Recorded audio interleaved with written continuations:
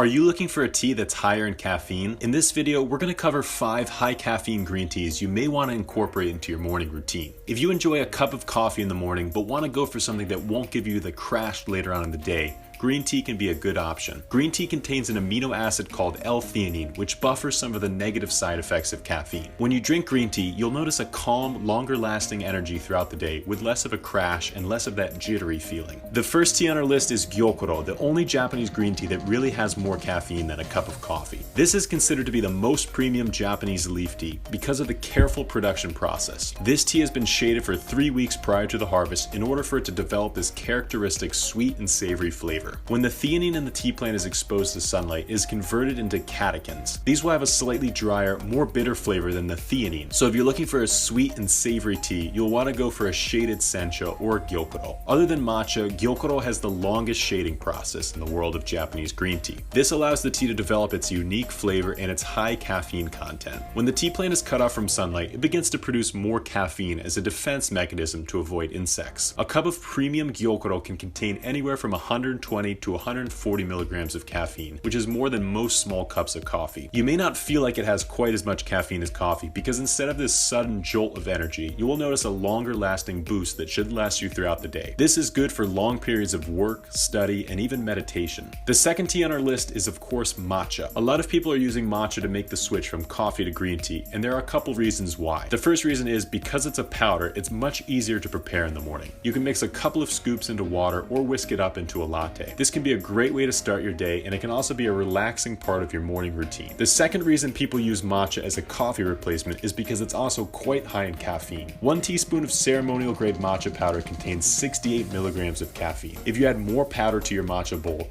you can get even more caffeine. This puts the tea on a similar level to a cup of coffee, depending on how you make it. If you want a lot of caffeine in your tea, make sure you're going for a higher quality ceremonial grade matcha instead of the culinary matcha. Ceremonial grade matcha is made from the young, first harvest tea leaves, shaded for 3 weeks prior to the harvest. They later have their stems removed and are ground into a fine powder using a large stone mill. Sometimes companies will skip a few of these steps in the production process to create a cheaper matcha, but these lower quality matchas miss out on the flavor as well as the caffeine and nutrients. If you go for a premium matcha, you should not only get a better taste, but also more caffeine and more theanine. The third high caffeine tea on our list is Kabuse Sencha. After Gyokuro, Kabuse Sencha is considered to be the second highest quality leaf tea in Japan. These teas are shaded for between 10 to 20 days before the harvest to develop a sweeter and smoother flavor with less bitterness. While not shaded for quite as long as Gyokuro and matcha, these teas develop plenty of caffeine and theanine. These green teas will have more caffeine than a regular Sencha, but definitely less caffeine than a Gyokuro. We find that the flavor profile of this tea is lighter and sweeter without being too strong on these savory or brothy notes. If you like sweeter teas but are a bit turned off by these more seaweedy flavors of Gyokuro,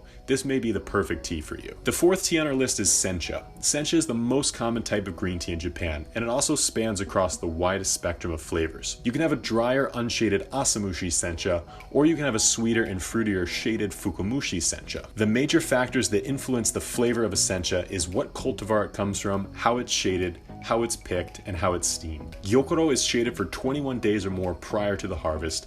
Kabuse is shaded for 10 to 20 days prior to the harvest, but a normal Sencha can be unshaded or shaded up to 10 days before it's picked. The longer it's shaded, generally the more sweetness the tea will have. Also, a farmer can change the flavor profile of a Sencha based on how long they steam the tea leaves. Normal Sencha teas are shaded for between 30 and 40 seconds, but Fukumushi Senchas can be shaded for an additional few seconds to break down the leaves and cause them to produce a richer, fruitier flavor and a deeper green color. You can also have a short steamed or Asamushi Sencha that is steamed for less than 30 seconds. Most Sencha teas will fall somewhere in the neighborhood of around half the caffeine as a cup of coffee, so if you're sensitive to caffeine, these might be a good choice for you. Sencha is a good way to get a little bit of the caffeine in the morning without being overwhelmed. Finally, we get to the fifth tea on our list, Shincha. While Shincha is really a type of Sencha, it refers specifically to the first harvest of the springtime. These Shincha teas are the first ones to be picked in April or May, and sometimes people wait around all year in anticipation of the new harvest. These teas will be on a similar caffeine level to Sencha, but because they're always going to be made from the top sprouts of the tea plant, they will tend to have more caffeine than a typical Sencha tea, all else being equal. That's because the younger, more tender buds produce more caffeine. The tea plant uses caffeine as its primary defense mechanism to ward off insects, and because the younger leaves are more vulnerable, they need to produce more caffeine.